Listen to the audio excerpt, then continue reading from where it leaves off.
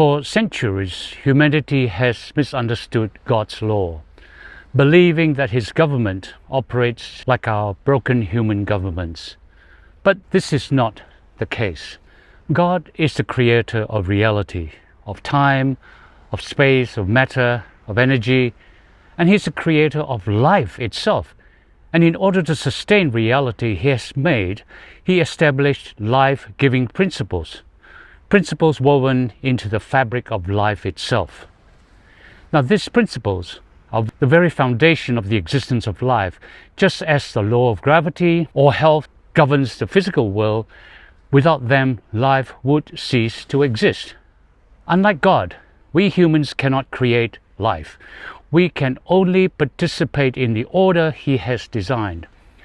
To keep ourselves alive and functioning within His reality, we create rules we call laws to remind us of how His life-giving principles work. But here is where our brokenness distorts the truth.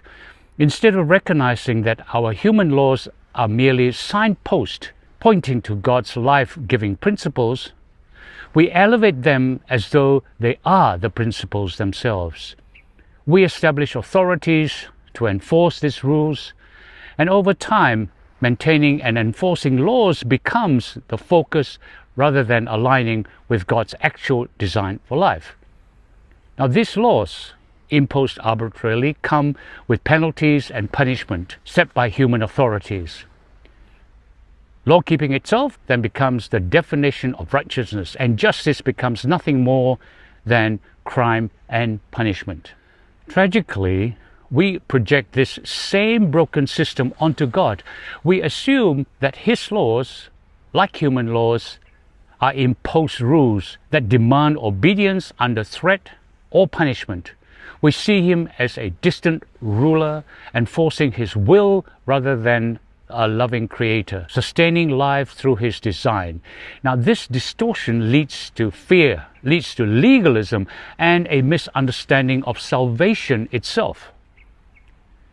But you see, God's laws are not like human laws. They are the very principles upon which life operates. Design laws of love, of truth, and of freedom. His laws are therefore not arbitrary tests of obedience, but the very reality of life itself. When we violate them, we don't simply break a rule, we break ourselves. Just as stepping off a cliff results in injury, stepping outside God's life-giving design results in suffering and death. Now, God does not need to impose punishment any more than a doctor needs to impose sickness on a patient who refuses treatment. The suffering and death that results from sin are not externally inflicted penalties, but the inevitable consequences of being out of harmony with God's life-giving principles. Consider Jesus' mission on earth. He did not come to appease an angry deity enforcing arbitrary rules.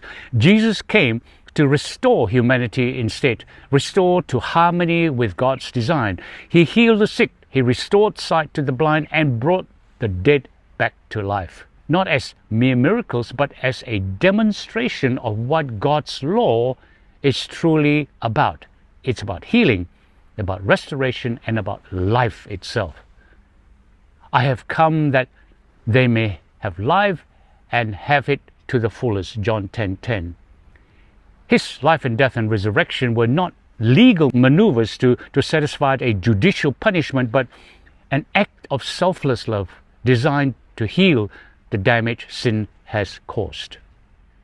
When we cling to the mistaken belief that God's laws function like human laws, we reduce salvation to a legal transaction rather than a process of healing and restoration. We live in fear of punishment rather than in joyful transformation. But when we embrace the truth that God's law is the very basis of life itself, we stop trying to earn His favor and instead surrender to His healing power. So in summary, far too long we have misunderstood God's law, believing it to be a system of imposed rules like human governments create. But God's laws are not arbitrary commands enforced with threats and punishments. They are the very design upon which life itself operates. To live in harmony with His laws is to experience life, experience health and peace. To break His laws is to suffer the natural consequences of being out of alignment with reality. Now, God does not need to punish sinners. Sin itself destroys. The good news is that through Jesus, God has provided the way to restore us to harmony with His design. He invites us not to live under the burden of legalism, but to experience true freedom by aligning our lives with His life-giving principles. When we understand this, we no longer fear God as a harsh judge, but embrace Him as the loving Creator, the source of all life, all truth, and healing. Amen to that.